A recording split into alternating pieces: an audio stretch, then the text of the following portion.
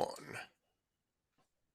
Welcome back, everybody, to Hoops HD. It is Wednesday, February 21st. Woohoo. That means it is time for our Under the Radar podcast. I'm your host, Chad Sherwood. We got David Griggs over there, David Dorman Yes, below we me, do. and he's at about 7 or 8 games right now, but on his way here, and hopefully we'll be jumping in a few minutes. It should be Rocco Miller from Bracketeer.org.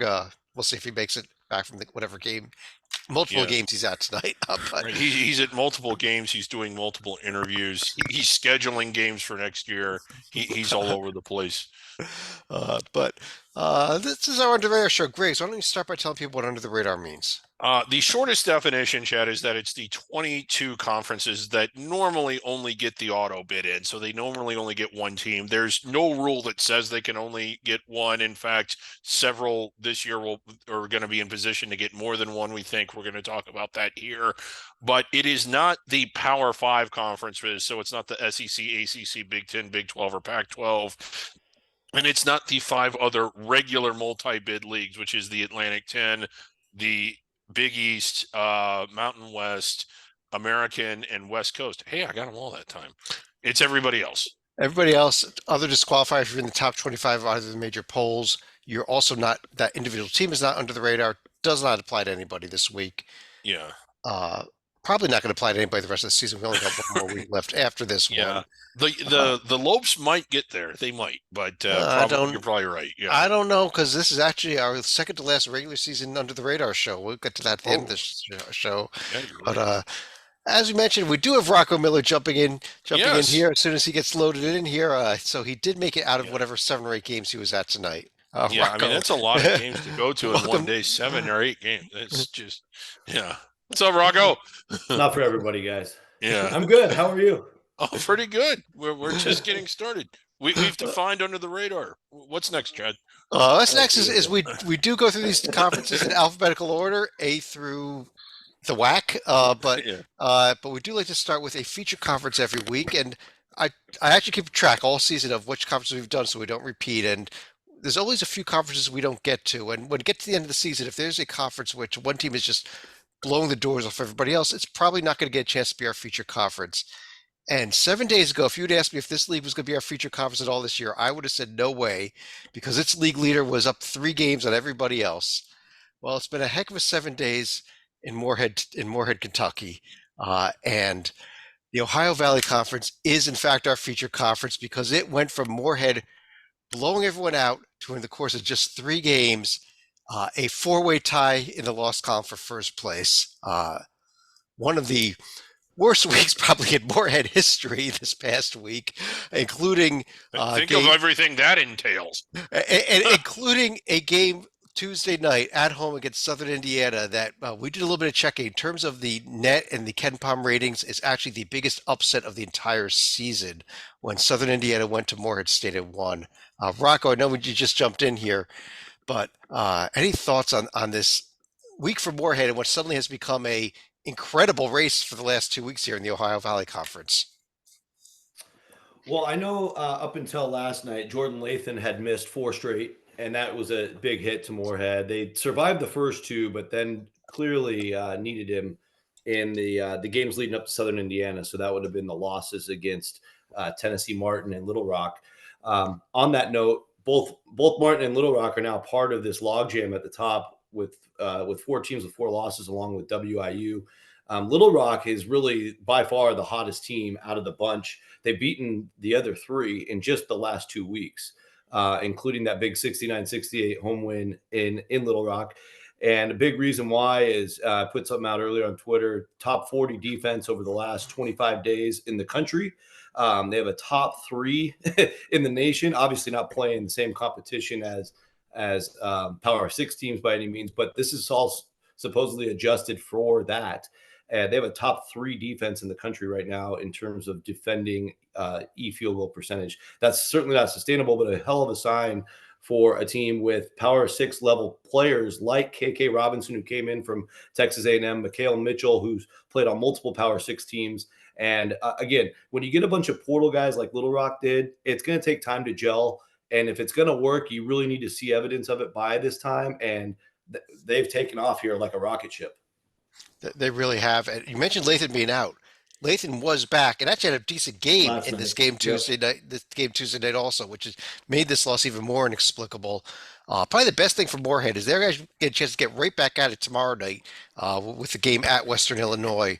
And if there's anything that can get him out of the funk, it's going out and winning that game tomorrow night.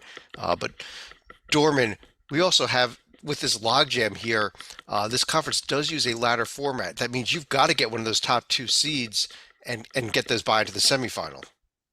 That's the big point here, Chad. Everything Rocco said. Now, only the top two teams get a bye to the semis. Seed 3 and 4 get bye to the quarters only. Like you said, top two teams, this is a big race. Like Rocco said, Little Rock is red hot. Their next two games are on the road, but they're at bottom feeders SEMO, Southeast Missouri State, and at Lindenwood. I expect, like Rocco to say, Little Rock to keep this up. I think they win both those next two games. So Moorhead State, who I still believe is the best team in the conference when all healthy, they're going to have to keep up with this because Little Rock's got a two-game stretch here where I expect them to win, and it's very tight for those top two seeds. Yeah, the other, of course, the big game, Greg, tomorrow night is Moorhead at Western Illinois. It's the only game this next week where these top four teams are playing each other. So Yeah. that's the game of the week here. And I think the winner of this game really has that inside track for one of those top two seeds, though.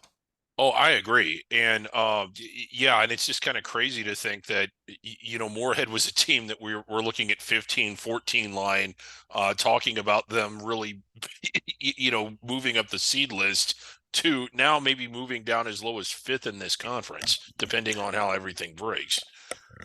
Other big news to keep an eye. Oh, okay, go ahead. I was just gonna say the bottom of the league, only 8 teams get in, so be keeping an eye on some of those matchups as well as teams fight to keep their seasons alive. Yep. I was going to say, Rocco, I still think Moorhead's numbers are good enough that if they do turn this around and get this regular season title and the automatic bid, they have a shot at avoiding the 15 line even to the 14 line, or have these 3 losses kind of dropped them 15 line as their ceiling. Well, 14 line's always possible because they're close enough now. I wouldn't put them there compared to all the other league leaders.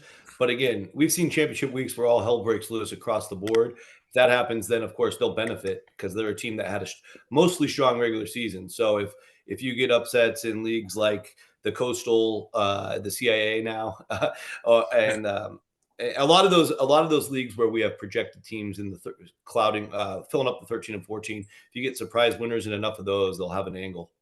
Yeah. On the other hand, if we're looking at any of these other teams, the fight may be whether or not they go to Dayton, anybody other than Moorhead, in terms of where they end up on the seed line. But let's go through the rest of the leagues here. Start things off in the America East, Griggs, where Vermont just does keep rolling here through conference play. Win over New Hampshire and a win at Maine this week. Yeah, they got that 2-league game over Bryant with, I want to say, 4 games left. So if you think about it, by as early as Saturday, they could clinch at least a share of first place. And the reason that's important, as you know, is they get home court advantage throughout the whole thing. They've looked like the best team all the way through, while as Bryant has really shown out, especially lately. We were really big on Lowell. It's still going to be fun to see them. But I think Vermont is the best team, and if they lock up first place, I fully expect them to win this tournament and go to the NCAAs. Yeah, well, and I think that the other battle here in this conference is the battle for second place, which would mean home court advantage in the semifinal between Bryant and Lowell. Although maybe home court advantage doesn't mean as much. Rocco, Lowell went to Bryant this weekend and won the first time the two teams played this season. Actually, they still got one more battle at Lowell, but it was a nice win by Lowell actually on the road.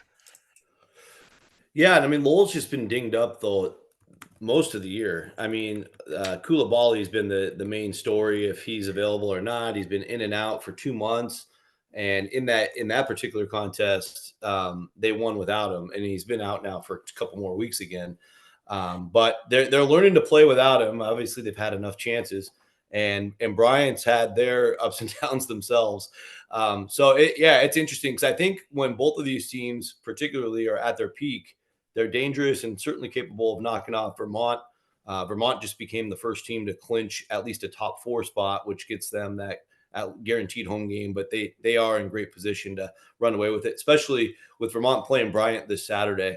I think a Vermont win there almost gets them to the 1 seed. Certainly ices them away from Bryant, and then they'll just deal with Lowell from there. Have they? Oh, I'm sorry. Have they played Lowell twice? That might clench it. No, they get one more. They get one more against Lowell. Okay, they get Lowell at home. Okay. At home. Yeah, so they're in the driver's seat regardless. The other team I'll just mention quickly is, we're in a race for fourth because the top 4 get home games in the quarters. New Hampshire's got a nice grip on that. However, UMBC is playing very well. In the last 5 games, they're 3-2. The 2 losses were Lowell and Vermont. Vermont by just 2, and really took it to Binghamton and Albany last week. I'm watching out for them mainly because they do have a nice path for the final 4 games, playing Maine, Binghamton again, and NJIT. They'll be perhaps feeling good about their chances in those 3, and a road chance at New Hampshire. If they knock them off, perhaps UMBC can go from 4-8 to 8-8 the way they're playing. Yeah, that'd be a big jump to get up to that 4 seed, definitely. But Yeah. kind of funny that UMBC spent most of the early season in looking like they're going to be the team that didn't even qualify for this event. If only the top 8 get in. Right now, it looks like NJIT, the only team to beat Vermont in the season, maybe the team that does not even qualify for the Northeast, for the America East tournament.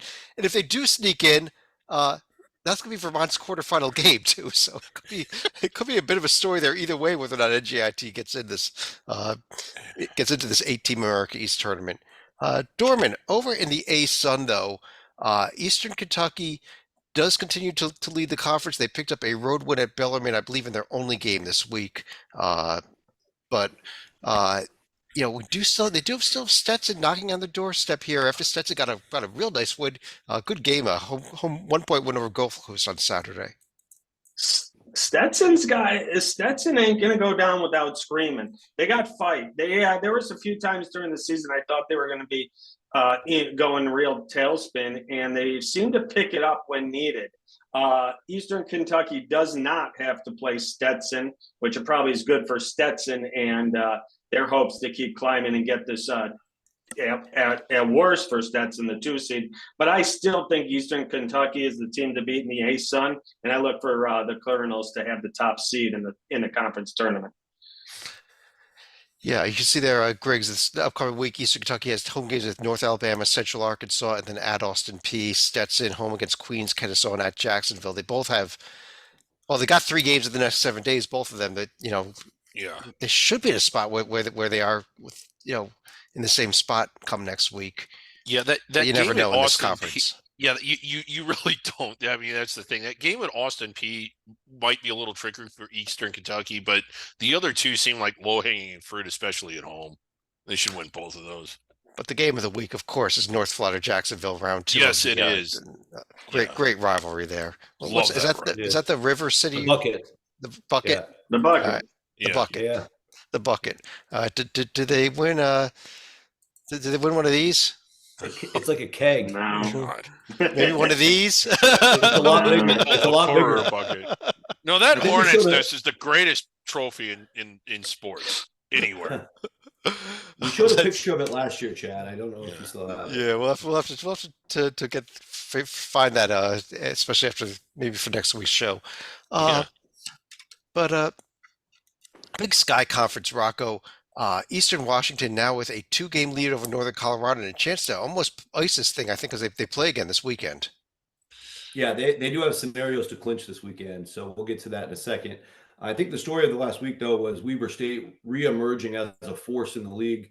The team picked to win it preseason really hit some stumbling blocks the last 6 to 8 weeks, but they go to Eastern Washington and win in Cheney. Of course, completed the sweep with Idaho earlier in the week. But Dylan Jones had 38-8 against Eastern, and that could be a Big Sky championship game preview. He also went for 29-8 against Idaho. Just a massive Dylan Jones week. Obviously, the most talented player in the league. But St. Thomas, not the school, the player for Northern Colorado, is having an incredible season himself. Might actually win Player of the Year. If Northern Colorado wants to shore up the 2 seed, they're going to have to knock off Eastern. And if they do, that actually keeps them alive for the 1 seed. So a lot at stake this week in Greeley. This week it's actually sorry. There's the game on Saturday. Yeah, it's at Northern Colorado. In Greeley. Yep. Yep. Meanwhile, Weber State, only one game. They're going to be at Idaho State. Should win. Eastern's other game is at Northern Arizona. Northern Colorado's other Tough trip. game is home against Idaho. Uh, I think that's the toughest trip in the Big Sky because you go from Flagstaff, Arizona, which is high elevation, to Greeley, Colorado, which is even higher elevation. It doesn't matter which order you go in; it's just brutal because those aren't. It's not like they have direct flights from those two. it's also really tough because you've got to go from the back range to the front range, and Front that's range. Yeah, that's a long way to go from the back to the front. I mean, I think really that's is. You like got to go four all the different- way over the mountain range. Yeah, it's like four, I mean, four different border checkpoints on the way. You got to have your ID ready at all Yeah. points. you got to go through that little spot where you can it's not stand at four simple. states at the same time at the four corners there and everything. Yeah, exactly. The four quarters. Let's keep moving before we lose this show. Tormund, how about the Big South Conference, Oh boy. where High Point got the win over Radford on Saturday? I think that was the only game they played. Were they playing tonight or maybe they're playing tomorrow night? They're not playing tonight. Yeah, two. Yeah. Yeah. But they're playing really good. They're playing really good ball. I thought Asheville was the premier team in this conference, but High Point is really playing extraordinary basketball, doing it on both ends of the court. I love the way they're coached. I love the way they play. Like I said, on both ends of the court, they really get after you defensively.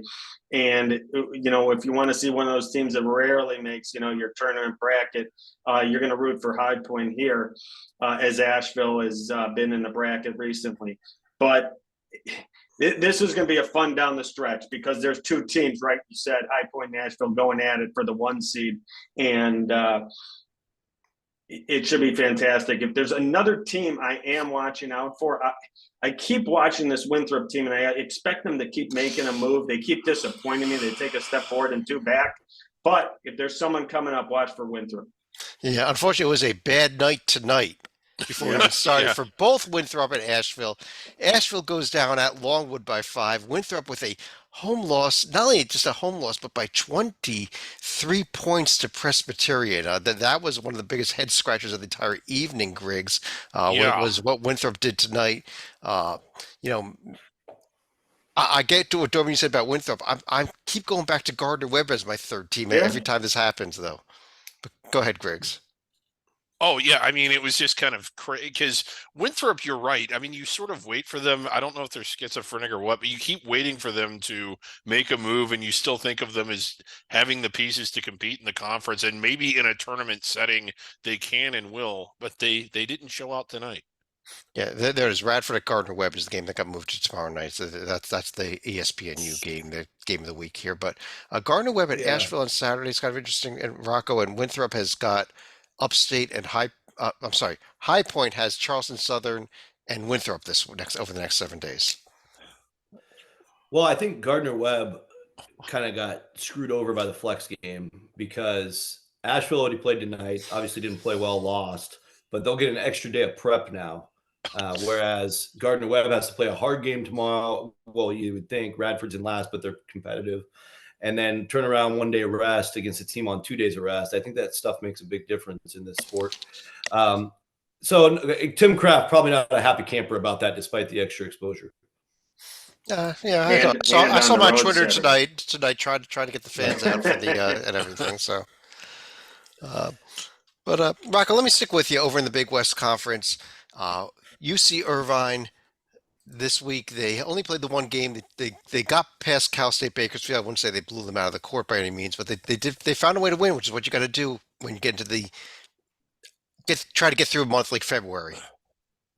Absolutely. And Irvine's been a model of consistency since the start of league play. Yeah. It's really impressive because there's a lot of landmines in this league. There's so many good stories.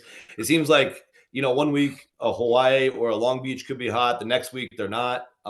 Santa Barbara's had a couple stints where they look horrible, and then the next week they look great. Irvine, it just kind of goes to show that they're doing it every single week. And even the one loss, I mean, it was close. So credit to them. They do have another big week ahead where they'll have to play at UC San Diego. UC San Diego, of course, only playing for the regular season trophy. Everything on the line in La Jolla on Saturday. Yeah, if UC San Diego can come up with that win, you're right. They can actually hoist a trophy, despite the fact that they are the only transitional team in the nation that's not going to have a shot to make a appearance in their conference tournament.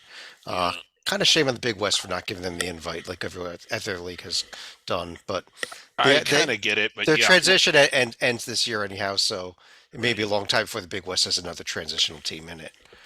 Um, Yeah, maybe never. But I Yeah. think it speaks for. Well, let me ask you a follow-up question here, Rocco, on the Eaters, because this is it.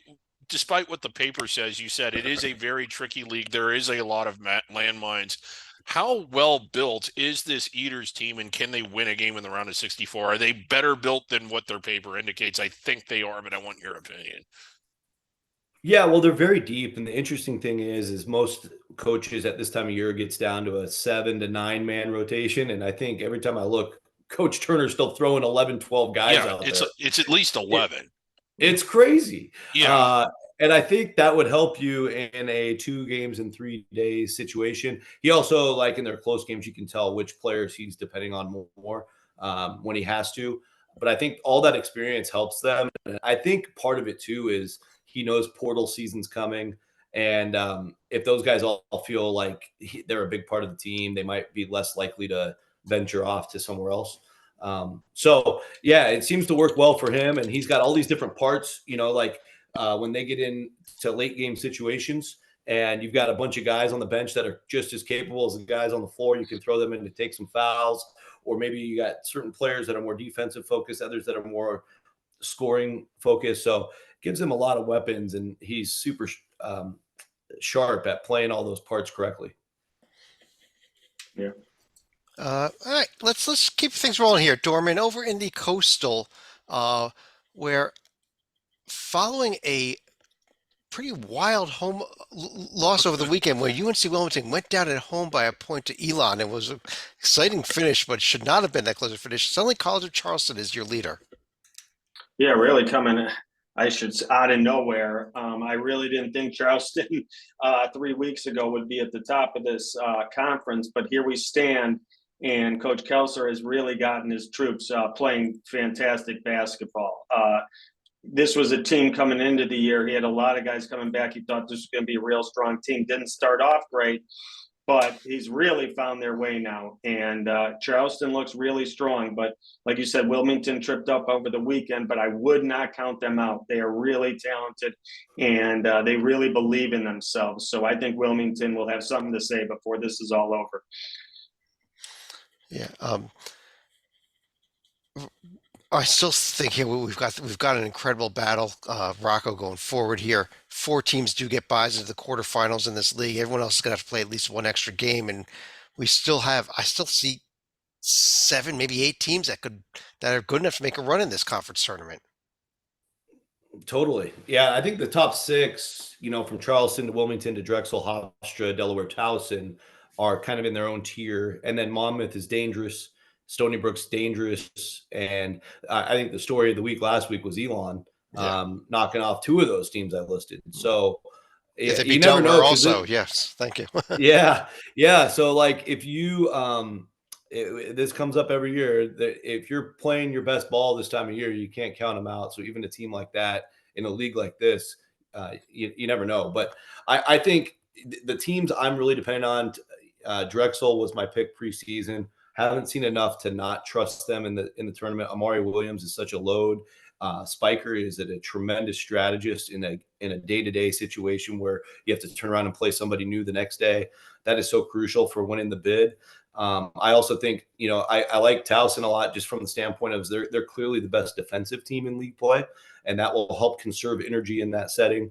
But we'll break it all down again when we finally see the draw and the way it shakes out right now. Yeah. These seeds can go a million different directions still. Yeah, but I don't like the idea. If you fall to that 5 or the 6 seed in this group, you got to win 4 games in 4 days. The other guys only have to win That's 3 in tough. 3 days. That's where they may run out of energy by that championship game. I think it's the Tuesday night championship week.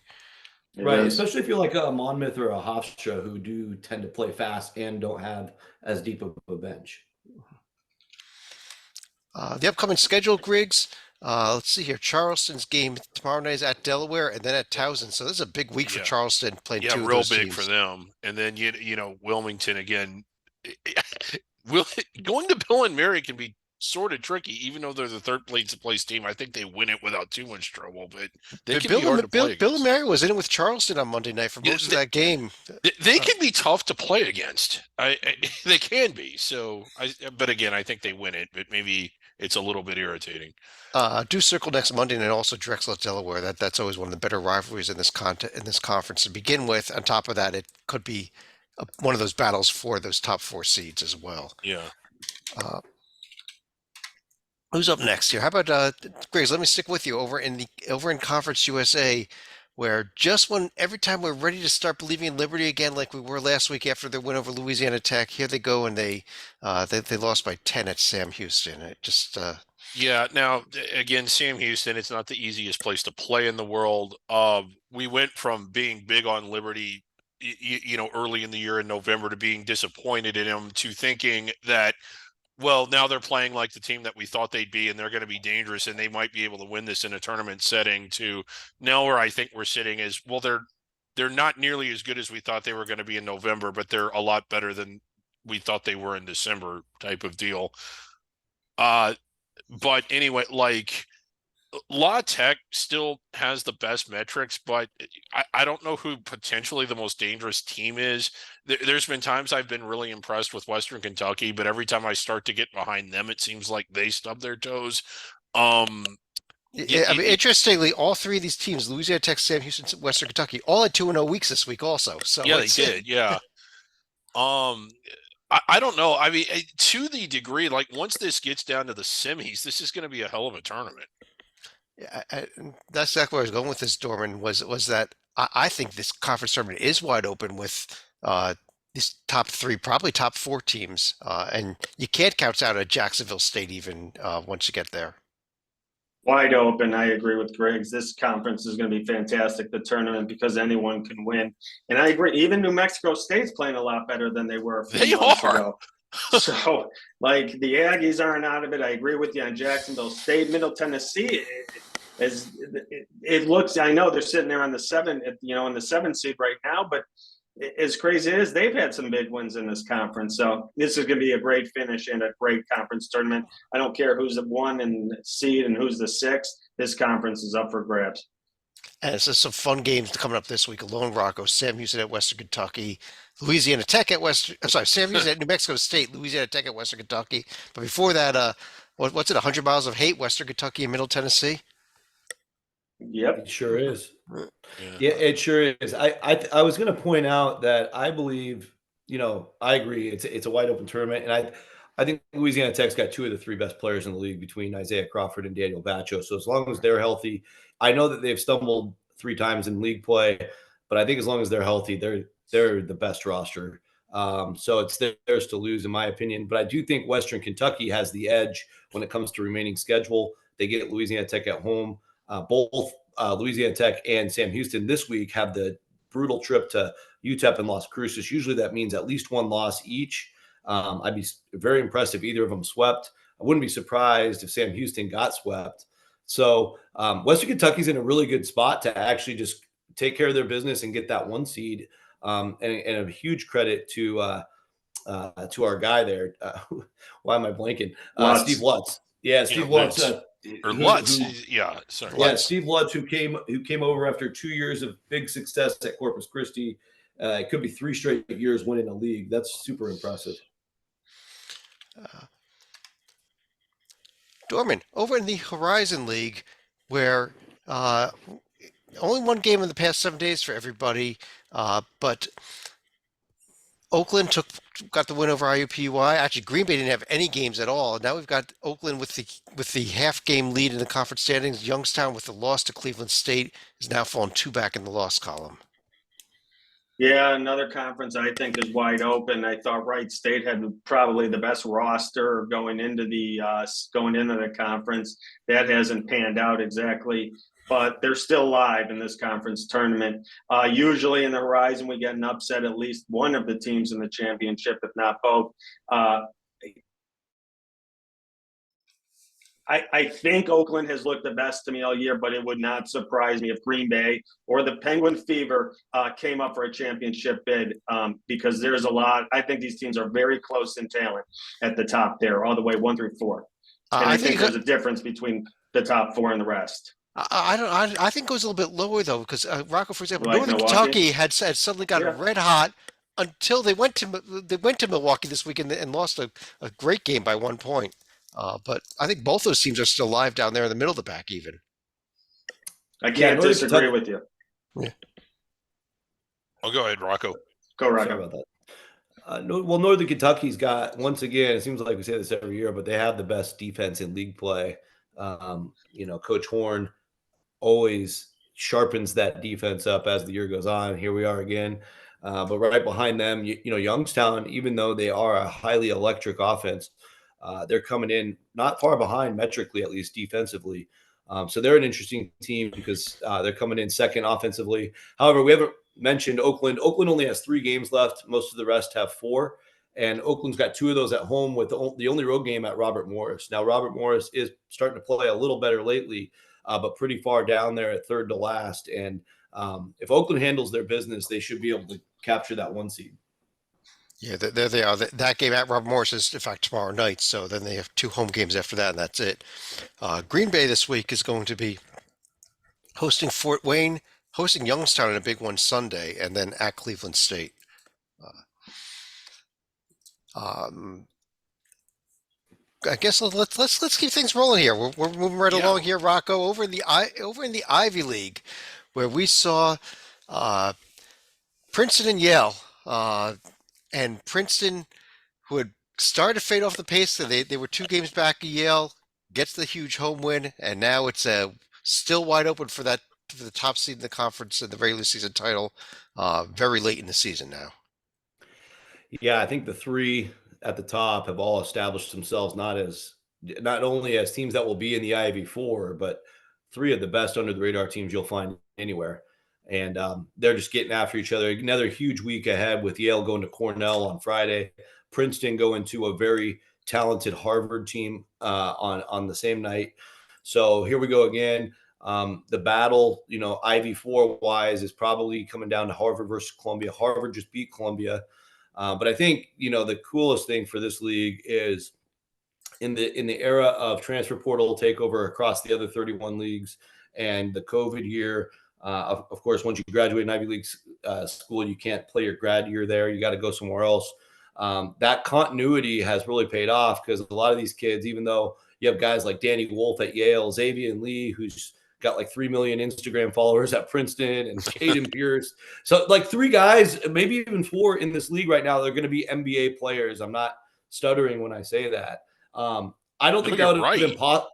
I don't think that would be possible. And I've talked to NBA scouts about these guys, so it's not like it's coming from my own evaluation. I don't have that level of eye test, but they really do. They have 3 to 4 NBA prospects in this league. It's not going to be a surprise when whoever comes out of it. I wish there was still an angle for 2 bids. Maybe there is, but it's going to be really hard to pick against the winner of this league come March Madness. Yeah, I mean, I still think if there's a good angle for 2 bids, it's probably coming out of Princeton. But to do that, because they did the most out of conference, but I think they've got to get that regular season crown to do that, which means they've got to, they got to sweep this week and they got to keep going after that and get some help. May have to get some help too. They get Cornell at home on March 2nd, so that they can do that, but they're done with Yale. Yeah. One other note here, only 4 teams make the Ivy League tournament. Columbia and Harvard tied for that 4th spot right now. Columbia is the host team for that tournament as well. So huge. Everybody not named Columbia should be rooting for Harvard to get that first. Right, yeah.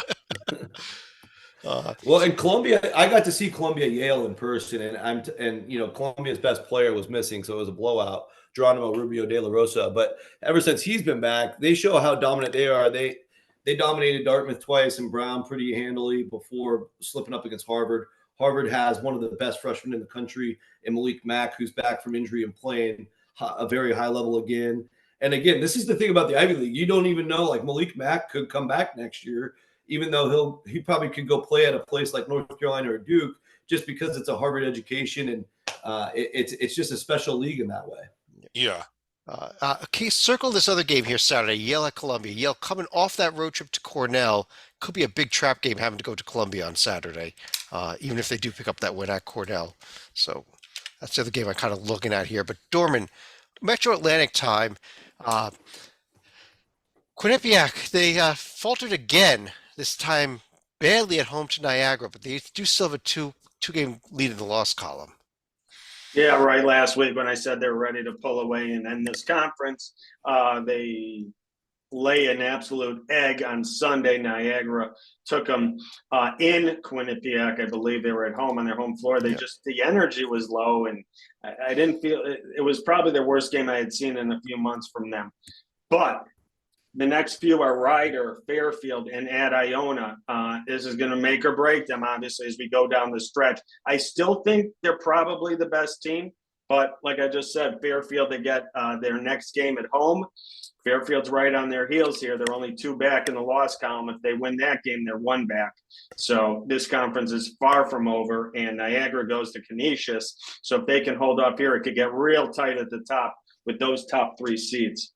Well, beyond the top 3 seeds, start looking at the loss column here at Griggs, Yep. for example. You look at this, and you've got everyone here with 5 and 6 losses. This could be, if Quinnipiac is not the dominant team that we thought they were a couple weeks ago, this is going to be another wide open conference tournament. Yeah, it really will be, especially as early as the quarterfinals. It will be. Yeah, I mean, I think you can go 6 teams down here that could have a shot to win this thing in Atlantic City. And Not that far away. Yep, my preseason pick, they still got pieces. I'm not giving up on Canisius. Okay. Well, the season's not over yet. I'm giving up on Canisius. Okay. Fairfield at Quinnipiac is probably the game of the week, though, this week. That's the game Friday night. Yeah. Let's Rocco, over the Mid-American Conference. Akron, they kind of struggled at Buffalo, and then they lose at Toledo this week. So it was not a good week for Akron at all. Yeah, I mean, the Zips are the hunted right now. They've had a bullseye all year, and Toledo's been trying to mold their team together, and Toledo's a terrific home team. This is a matchup I actually was at last year, so Toledo just seems to have their number at home. They have a lot of teams' number at home. Sonny Wilson, a freshman for the Rockets, had 18. Great performance for him. Probably going to be MAC Freshman of the Week next week. But I think in general, we've got these two, and I think the big story, especially the most surprising story, is coming out of Mount Pleasant with Central Michigan, just continuing to win. Not many people talking about them, but I'm counting now. They've won 8 out of their last 9, including 3 overtime wins. That will give you a lot of confidence when you figure out to win tight games like that. They won their Sun Belt Challenge game by 1 point as well. So really surprising because they entered conference play at 5 and 7, finished bottom 4 the last couple of years, and they've really started to figure it out, playing almost a top 100 defense nationally. And I know I say this about every league, but if you're playing that level of defense, you go into a conference tournament, you can rinse and repeat that. Defense travels, and the Chippewas could really surprise some people in Cleveland. Yeah, Chippewas are one of only 2 MAC teams to pick up a win in the second round of the MAC Sun Belt Challenge.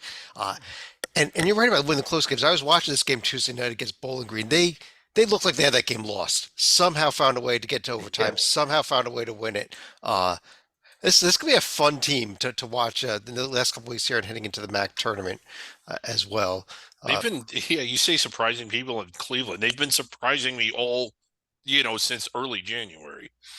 Wow. Tony Barbie's done an incredible job. Yeah, he has. Good God. I highlighted all the games for these top 3 teams here, but the big one, of course, Griggs, is Friday night, Kent State at Akron. Wagon wheel.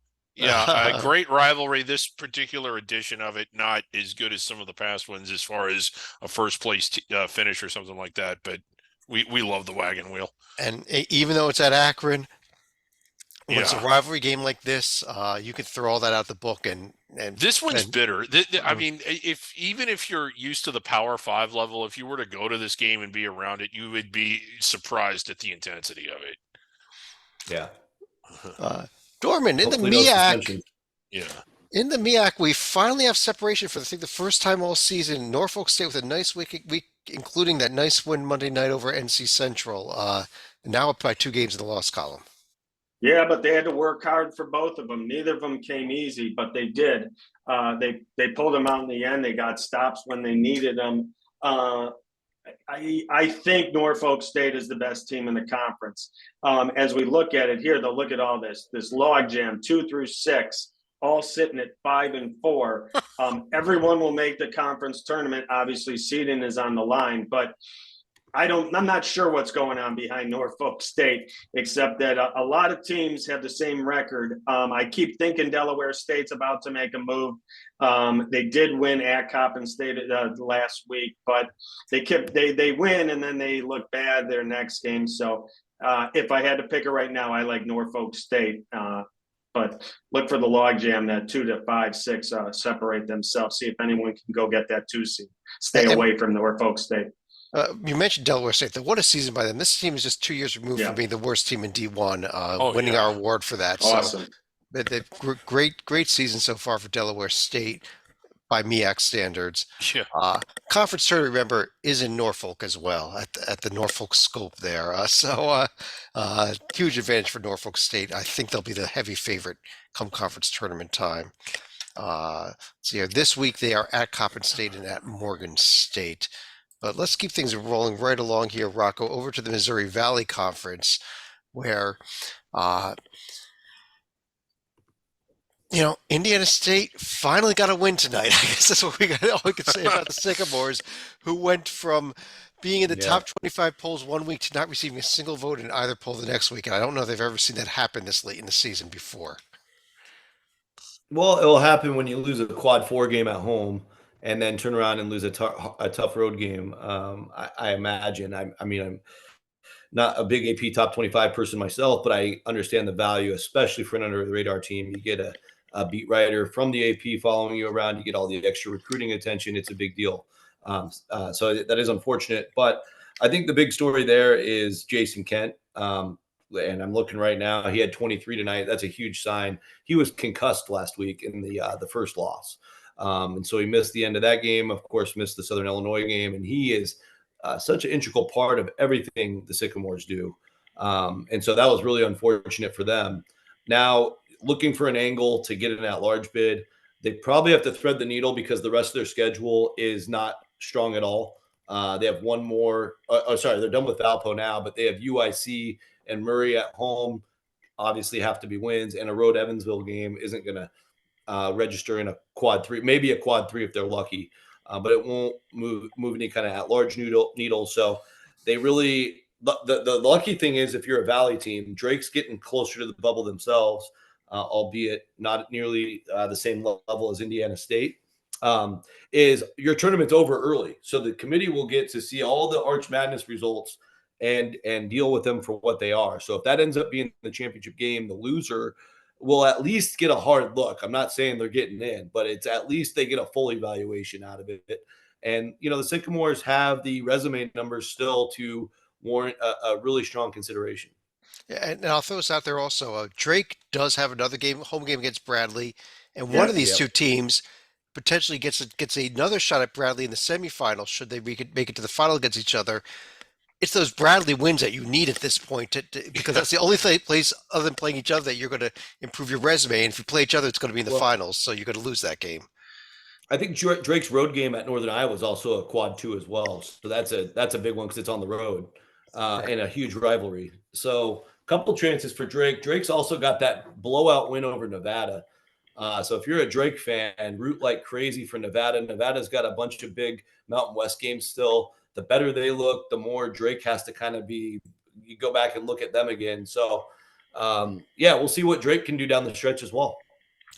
Don't look past this Saturday game here, Drake at Northern Iowa. Also, that's an in-state rivalry too, and there's been a little heat at times in the big 4 Iowa teams. Those are awesome games. Yeah, I highly recommend watching. Even if they were 0-25, I'd recommend watching those games. Yeah. Ironically, here with both teams at 14-3, Indiana State, the Sycamores actually need Drake to win out. so they can improve. So all the teams can improve their numbers. And then Yes. if they were to lose in the finals to them, you have probably a stronger case because their numbers look better. Like Yep. Chad said, the Bradley game is huge because whoever gets Bradley before if they mean the championship, whoever gets the Bradley win, if they beat Bradley, Bradley's really good. But if they can beat Bradley, their numbers will look a lot better. And then if you happen to lose in the championship game, you're like Rocco said, you'll be discussed. Yeah. So Indiana State needs Drake to win out and needs to Yeah. get the 2 seed so they get to play Bradley. Yep. Exactly. It's weird to be rooting that you're the 2 seed, but if I'm Indiana State, I kind of want to be that 2 seed without losing a game to get there. We'll have to double check the tiebreakers. I don't know if they're in line to be the 2 or the 1 if they do finish tied. But Dorman, let me stick with you over in the Northeast Conference where Central Connecticut suffered a tough loss last week at Lemoyne in overtime, Really allowing crazy. Merrimack to take the lead here following their big 3-point road win at Stonehill. Yeah, they barely got by Stonehill. They were losing some of that. That was actually game. that was a heck of a night last That was Thursday night. Yeah. Merrimack Yeah. won at Stonehill by 3. The other 3 games of the conference all went OT. But sorry, go ahead. I didn't mean to cut you off. And that, I think, is an indication of what we're going to see in the next 3 weeks here in the Northeast. I think there's a lot of teams that can compete with each other. As you can see, Fairleigh Dickinson, Sacred Heart, Lemoyne, Wagner, all very tight in the standing. Even Long Island is right there, 1 or 2 wins back. I think Merrimack has the best team. I think they have the best talent. But as we've seen, they can get tripped up here. So I look for Merrimack to, we'll see if they can do the double. I look for them to get the 1 seed in the conference tournament, though. Yeah, Griggs, though, you're looking for a bonus game involved the 9th place Yes. team as well, correct? Yes, I'm looking for a bonus game between Stonehill, who would not be in the conference tournament, and Chicago State, who is joining the league next year. I want it to be a doubleheader the night of the conference championship game. We want the bonus game. Rocco, can you make this happen? Absolutely. Yeah. It's a We need- pleasure. Merrimack only 1 game this week. They're hosting St. Francis, while Central Connecticut's got a pair of road games at Wagner and Sacred Heart. So, tough week here for the Blue Devils. They need to go 2-0.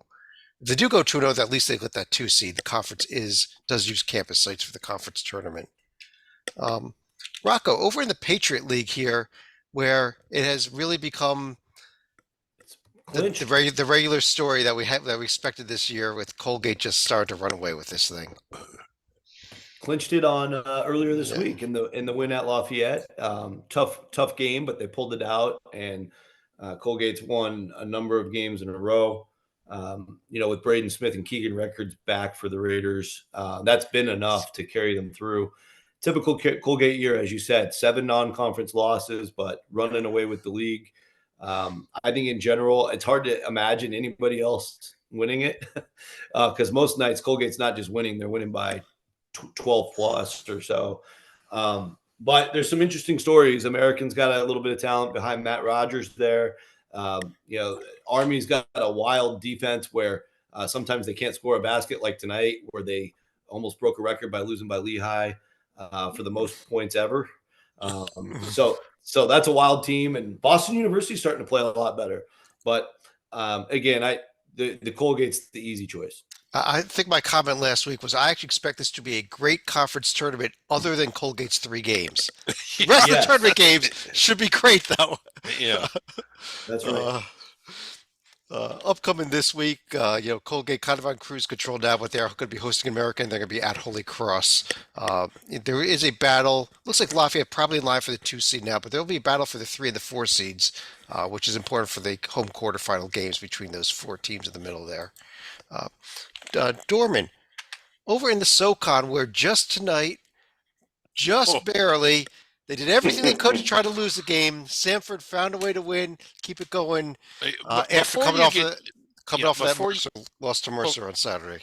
Yeah, Oh, before you get to Dorman, I have never seen such emotion after a team beat what essentially amounts to a 150-ish, 13-12, middle of the pack SoCon team. Go watch the reaction from the crowd after the game. It was the Go revenge ahead. game Okay, from sorry the. to interrupt you, Dorman. Yeah, Wow. it was the revenge game from a loss they had earlier this year, also though. So they already lost to Furman. Well, That was one excited crowd. I don't know if they haven't There- beat Furman and what. It was Yeah, the almost one- like it was while we were recording the show. I had it on TV. I was like, my God. Yeah, it's one But- out of. but I love it. It was. Yep. One out of 10 before today. Okay, all right. Really? Furman's Wow. absolutely owned them. Yeah, Yeah. for several years now. But And I love it because Griggs, we've discussed it. You like to see fan bases that aren't always in the spotlight, that come up every couple of years. And this team's been really, really good all year long. And I love Yeah. to see the fans behind them. I love the crowd was in it. Remember, this is a Furman team that was a March. Everyone loved them last year. They hit the shot. They beat Virginia. So I see, and Rocco just gave us the background on how bad they've been. But I love to see the community and the students behind the game. They were, like you said, electric all night. And they've been like that most of the season. It's great to see a program like Samford have a super season like this. I'd love to see him, as much as the craziness I like to see in March, I'd like to see Samford win the Southern Conference, the tournament, because I think they're dangerous. I think they can win a game or two in the tournament. yeah, they did suffer that tough loss at Mercer on Saturday. That really hurt if you wanted to talk about at-large bid chances as well for this team. But they really good. They got to win the Southern Conference tournament because you don't. Yeah, they do. It's not like Do you're they, gonna- Rocco? Do they have to win it? Yeah. They do. Okay. All right. Yes. Yeah, I thought they could have survived that one tier 3 loss. Now you got a 3 and a 4 loss, and that's a Yeah, little they bit took rougher. that Mercer loss really hurt on Yeah. Saturday last week. Yeah. One more game. And Mercer's a team they want to avoid too, because Mercer beat them last year. For whatever reason, Coach Gary has got something on buckyball. Uh, Yeah. Griggs, Citadel beat VMI fairly handily on Saturday, also to avenge VMI, giving VMI their only win of the season earlier. Yeah, well, this won't be my final thought. It was going to be. Oh. I love this rivalry, and it isn't a gimmick. It isn't. I love just watching whenever these two teams play. Some of the antics, some of the prank. It's just great stuff. I think I sent you the text on it. Even I changed the channel. Oh, Samford's got East Tennessee State at home on Saturday. Then they go to Wofford on Wednesday. So keep an eye on those two games. There are obviously some good battles here going on in second place as well, Greensboro and Chattanooga. But over in the Southland Conference, where I think instead of talking about McNeese State, who rolled to a win at Nicholls State easily, they've had Monday off. Story Nothing really happened. was Texas A&M Commerce at Incarnate Word Monday night. And you say, well, why am I talking about a game between the 8th and the 9th place team in the conference? This was after the game. There was one of the biggest brawls I've seen in quite a while between these two programs. 8 players suspended. That just came out not long, just a few hours ago. They announced that 8 different players suspended as a result of this brawl. It was bad, Griggs. it was on paper. Let's talk about what it meant for a second. They're both, Nothing. as you see, Nothing. I locked mean, in nothing for on 8th paper. place. Yeah. Yeah. The Well, 8th but- place team will get a spot in the conference tournament. So, Right. one of them Well, has a shot. That's what I was getting at. I don't know what sparked it. I'll be honest, I didn't really watch the game up until that point. I don't know if it was exceptionally emotional. It happened after the game during the handshake line. It looked like both of the teams were pretty much through the handshake line. The It was Prince Davies from Commerce and Alex Anderson from Incarnate Word had some type of conversation in the handshake line and just went after each other, and Yeah, it blew Blew up an from end. there. And what made it so bad, at least watching it, was most fights in sports, or maybe most fights in general. I don't know. I haven't been in very many, but once you get everybody, like once you get the guys apart, they're pretty much done. They would get them apart, and then they would continue to charge at each other and try to run over to police to get at each other, and that happened 3 or 4 times to where it looked like they had everybody apart, and then it brawled up again. It The was fight wouldn't end. Just wouldn't end.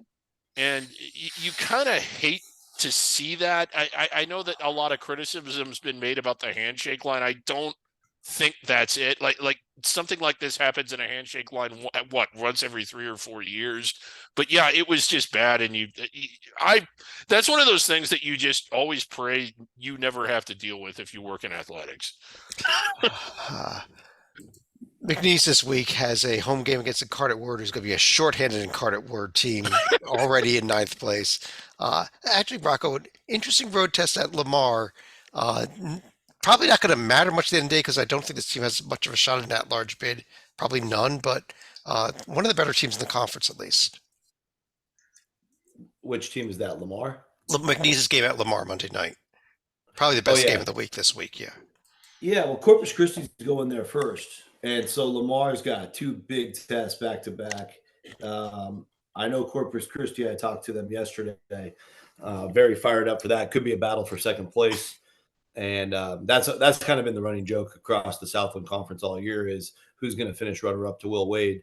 But I do think I would argue that McNeese, I mean, I get it. If they are in the at-large discussion, they're probably going to have to take a home loss in the conference tournament, and that could be enough to punt them into the NIT. But man, some of their numbers right now suggest that they belong in the tournament regardless. But I get it. That'll change if a loss comes. Yeah, and Lamar will give them a test. The big reason why you want to finish in second place is you do get the bye to the semifinals, and you are going to be the presumptive team to get to play McNeese in that championship game. Yeah, which gives you a chip in the chair, right?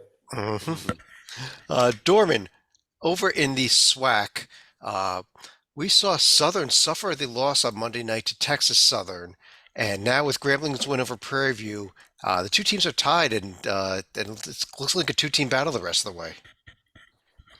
It does, and I hope it's a 2-team battle with these two in the championship because I would love to see Southern play Grambling with a bid on the line. That would be fantastic. I know I keep bringing it up on Under the Radar, but it just would be from where these programs have been, and they just haven't had the success they would have liked in the last few years. A long time. But to see these two teams at the top of the standings in the SWAC is really exciting. I think it'll be a really good conference championship. If you look, teams 3 through 8 are all within a game of each other.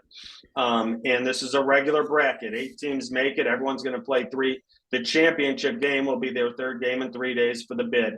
I think Southern is a little stronger than Grambling, but it is really, really tight and would be a fantastic final. Has Grambling ever been in the NCAA tournament? No, not in Division. No, okay. Not in Division One. Okay, they made the Division II Sweet 16 in 1976. Okay. Quick note: you see Mississippi Valley in red there. The reason they're in red, they have no shot at qualifying for the SWAC tournament. They have been eliminated from our survival board. By next week, you're going to see more teams showing up in red. But they are one of the teams. They have been eliminated from any shot at winning the NCAA championship. They are our first team that is a member of a conference all season to get eliminated by record. Chicago State was previously eliminated because they're not in a conference. Yeah. The other story, though, involving Mississippi Valley is can they get a D1 win this season? And if it's going to happen, it probably happens this week. These are their last 2 home games. Hosting Texas Southern, going to be tough. Hosting Prairie View, that might be the game Monday night. Game of the conference this week, though, is not that. It's probably Grambling at Southern on Saturday. Yeah, the top 2. I mean, that's going to be a fun one. It is the Bayou Classic. It is the battle for first place. Could be the determining game for the 1 seed in the conference tournament. Being played in Birmingham, though, so probably not too much. It should be the 1 seed or the 2 seed. Yeah. Rocco, over in the Summit League, I gotta say, I did not expect this, but at least by half a game, North Dakota's your first place team. I mean, who expected to ever say that this season? Yeah, I mean, they're more of a dark horse team coming into the year under Paul Sather, who's done just a tremendous job.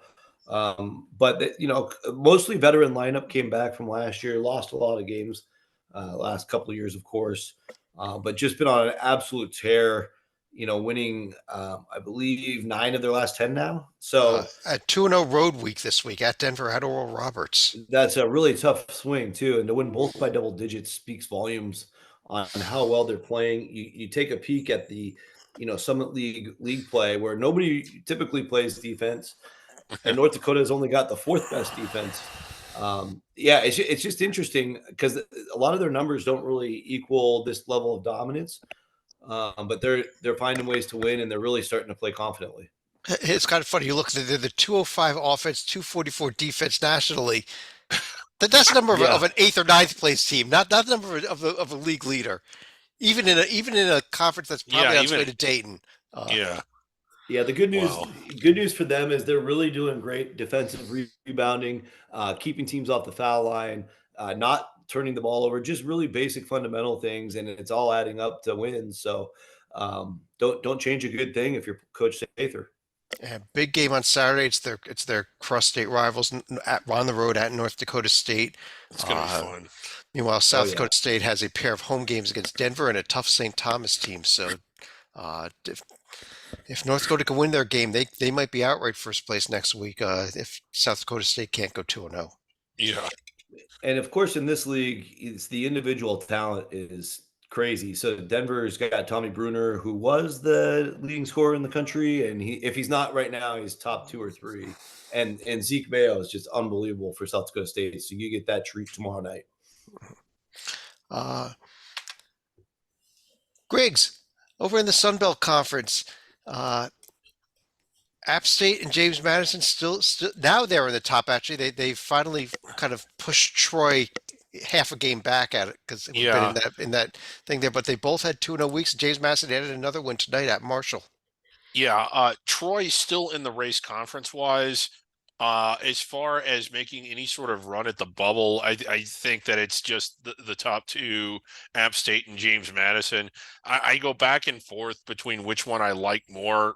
I like them both. I really wish that App State hadn't had such a bad first week of the season, losing at Northern Illinois. Just getting that loss off of their profile would help them a lot, but it's also hard to not like them when they've beaten JMU twice and they have the home win against Auburn.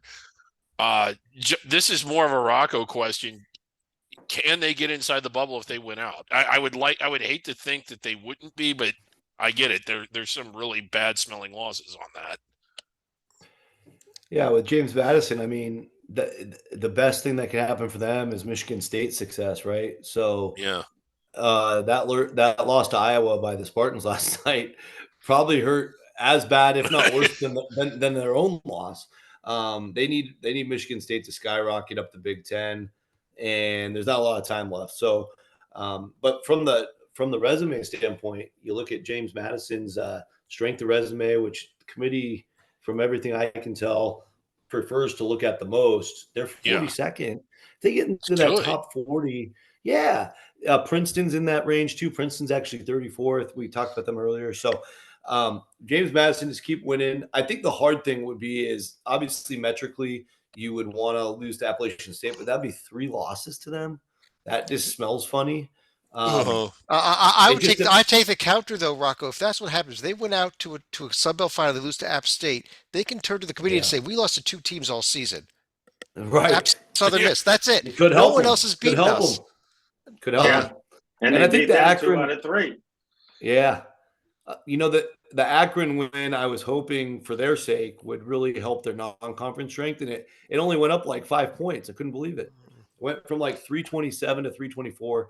I think the okay news there, if they're a power conference team, I think it would be game over this close to the bubble. But I think with Drake getting in a few years ago as the last team in, and their non-conference strength was 306, I don't want to write off a 9 power team because I do think they are talked about differently. I think they are too, yeah. And if you go to hoopshd.com, you can look at the NCAA Tournament Selection Committee, and there you will find that Keith Gill, up until 2026, is on the committee. So James Madison will have some influence, not when they're discussed, but maybe he'll mention them when they're talking about a power conference team. Yeah. There is App State has a pair of road games. Actually, they have Old Dominion Choice the next week in one of those weird quirks of the schedule. James Madison, only road games left. They're done with home games this season too. So it's tough to win on the road. They have 3 road games they should win left, but they got to Yeah, play them still. if they win all three of those, they're 12-2 in true road games. And I don't care who you are, that's hard to do. Oh my God, that's hard to do. One last conference, full conference here, Dorman Western Athletic Conference, where the Lopes found a way to get past a tough Utah Tech team and then even a tougher California Baptist team on Saturday. It was a real close game, but there they are at 14-1. They keep rolling along. Like Sanford, this is one of my favorite teams to watch in the country. The home court we talked about before for some of these under the radar teams has just been phenomenal. If you ever get a chance to watch this Grand Canyon team at home, the action off on in the stands is just phenomenal. As much as the game is, I love what Bryce Drew has brought to this program. I hope he's there a lot longer. I think it would be an injustice almost if Grand Canyon didn't get a spot in the tournament, because they've been that great all season long in this conference. Like you can see there, San Diego State is a protected seed on most people's brackets this week. They beat San Diego State. They've also taken care of San Francisco, who I think is a very solid team, and had St. Mary's on the ropes last night on the road. So Grand Canyon to me is a phenomenal story this year, and I'd like to see them in the tournament. I think they're clearly the best team in the WAC, but the WAC tournament is always crazy, always nuts. They'll be in Las Vegas again this year, so upsets could be coming. And they have two very difficult road trips left, beginning tomorrow night at Tarleton, the second best team in the conference probably. And they got to end the season with a trip to California Baptist, who gave them a heck of a game last night. Rocco, you're nodding your head. Yeah, I mean, I agree with a lot of what David said. I think the interesting thing is I feel like they could slip up in one of those road games. Obviously, if they do, they have to slip up again for the at-large thing to come into play. But I think right now they're very clearly inside the bubble, in my opinion. 24-2, best record in the country. And when you're a team like them, you only have so many games you can look at and compare to others. So although San Diego State was at home, you also have other wins like San Francisco and others that are kind of like the next cut, maybe NIT level wins to back that up with. And I think that's why you're seeing them with the top 25 strength of resume right now, just to look at one metric. So the other thing is about them that I think should be talked about more is when they do get there, I'm assuming they will, they do have a starting lineup that is Power 6 level. Go back and watch their games against San Diego State and South Carolina when they were going blow for blow with those teams. And they are very capable of being a second weekend team. Let me ask you this, Rocco, just real quick. I know that we're running out of time here. Grand Canyon, if you pull up their profile, if they win out, which I think they're good enough to do, yeah, I would almost say that not only are they inside the bubble, they're going in on the first ballot. I would hope so, but after Florida Atlantic last year, I really don't have a lot of hope. Florida Atlantic was in on the first ballot, weren't they? Well, they were the number 9 seed, so I thought maybe they were just. That's they it. Took 34. They took Football, 34. first ballot is up to 36, but generally it's somewhere between 30 to 34 that get in. So I don't think Florida Atlantic was. In fact, I think that they said it was a much lower number than I expected. I think they said somewhere between 28 to 30 were only first ballot teams last year. So I don't think they were. Well, Rocco, you would be right, because I thought somebody had told me, and I thought it was you, and if it wasn't you, then I could be wrong, that a committee member told them FAU was in on the first ballot. Okay, they could have been. They could have been. I took. Yeah. I always kind of forget exactly what you mean by that when you say it. So I was thinking team wearing white. Oh no. Yeah. And Florida Atlantic missed wearing white by one spot. They were 33 on the seed list. They very much could have been the first ballot. I'm just not positive. And they could have been the 28th team selected, but they filled out to 32 on the seed list when the seeding happened. Yeah. So that's also definitely possible. Real quick, Chicago State ended its season with a nice 93-70 win over Indiana Northwest. Unless they get that MEAC bonus game in that Griggs is campaigning for, that's it. There are no upcoming games. Their next game will be as a member of the Northeast Conference next season. But congrats to Chicago State on a pretty nice season, all things considered. For real. They have something that very few teams have across the landscape of college basketball. They got a road win against a Crowd 1 team. And they also are one of a very, very small handful of schools that's going to finish the season with a win. Oh, you're right. True. Wow. Yeah. You're going to have your NIT champion, your CBI champion, your NCAA champion, Chicago Mississippi State, Valley State. maybe Mississippi Valley State if they win their last game of the regular season. There Yeah. might be one or two others. Let's take a look quickly look at some of our mythical conferences. We'll start in the state of Utah with a Beehive Conference. Utah Valley got the big win this week at Southern Utah, move up into third place. Everyone's still chasing the Utes, but no games this week, unfortunately. Over in the Yeah, Front the Range, schedule maker. yeah, we did not have any Front Range games last week, nor do we have any this week. Wyoming still on pace for an automatic bid to the NCAA tournament as Front Range champions. Yeah. Colorado State might get them though. Well, they got to play again. Yeah, I they think do play so. again. Ooh, we lost something there. Okay, let's try this again here. Our back range, we mentioned it earlier. Arizona moving into the tie in the loss column with New Mexico and Grand Canyon based on their win over Arizona State. Dorman, you were very happy about that one, I think. It's probably the biggest thing we've done all year, so it's just great to be up there. Next Wednesday, they can move into a tie with New Mexico if they can win at Arizona State in the rematch. And our newest conference, the top range. We had a few games, but we still have Wazoo holding on to the lead there and Wazoo pace for that looking good. automatic bid. Yeah. Gonzaga all the way down to 5th place now. Not looking good for their NCAA chances, at least when you look at top range standings. No games this week, unfortunately. Let's move to our top 10 bracket show, wherever we are. Top 10 list. Hoops HG top 10s. We all submitted ballots here. Our top 10 teams. We got a few honorable mentions, including Yale did not quite make the top 10. Bradley, High Point, and Vermont. Coming in a tie for 9th place, UC Irvine and Cornell. Nice. At number 8, Samford, the Bulldogs. The voting was before tonight's win. Luckily, they're going to stay there. Otherwise, we'd talk about them having to drop. Yeah. Princeton getting it in at number 7. Solidly back in the polls after having gone all the way from first to out of the top 10. Now back in there, kind of in the middle of the pack after that win over Yale. Tie for 5th between Drake and James Madison, moving back up the list as well. At number 4, Yes, they should. as they should be. Oh. Even when Stalika isn't here, he's here. Number 3, we have the Trees, Indiana State, still hanging it up near the top of the list despite that 2 losses. At number 2, McNeese.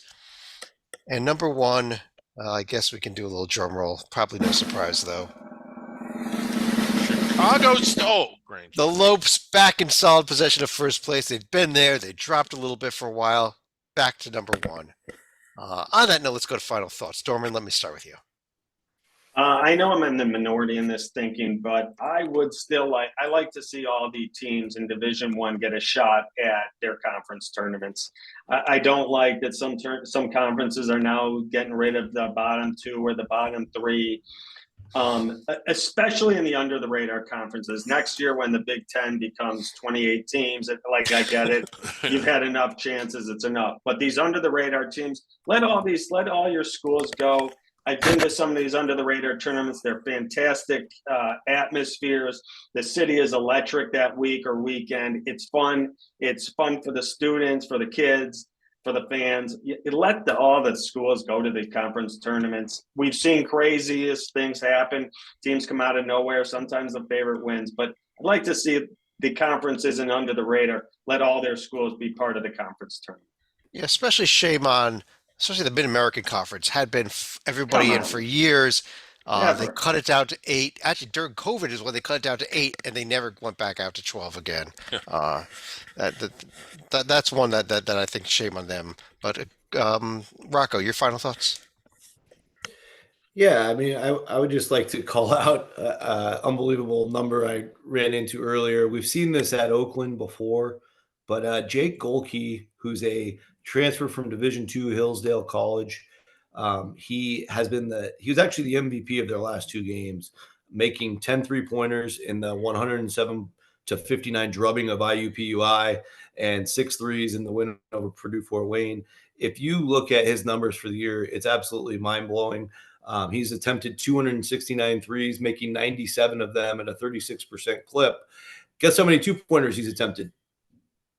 4. He's 2 for 4. And he has not attempted a 2-pointer since December 2nd. Wow. But he's firing like crazy in the last few games. At least 11 3-point attempts in the last 4 straight, including a 20 tray set of attempts against Northern Kentucky, making 7 of them 4 games ago. So just one of those anomalies, system players, specifically targeted from a Division II school. Golden Grizzlies, what a program, but it's working for him. First place. I want to find out, Rocco, though, how many of those 4 were actually 3-pointers, but his foot was on the line? Yeah, exactly. 3 of them. And they were all early in the year, so they've had time to clean it up. Okay. Griggs, you want to finish out the show? How the hell am I supposed to follow that? My thoughts coming into the night were Chicago State. I'm just glad that they've played hopefully what will be their last ever game as an independent. I'm looking forward to seeing them in the Northeast Conference next year. Rocco should have gone last. I've got no players that have only attempted 2 or 4 2-pointers all year to discuss tonight. Well, I guess on that note, let's finish the show off here. On behalf of David Griggs, David Dorman, Rocco Miller, at Rocco Miller 8 on X, and the bracketeer.org, or just bracketeer.org, right? Just bracketeer.org. Right. Yes, I'm Chad Sherwood. Thanks for joining us. Make sure you check out all the great stuff up on the website, including the list of selection committee members, our team sheets, our new DEF CON ratings that we discussed Monday night. They will tell you just how important it is for James Madison to have Michigan State win games, among other things. Thanks for joining us, though. We'll talk to you again tomorrow night with a Bracket Rundown show.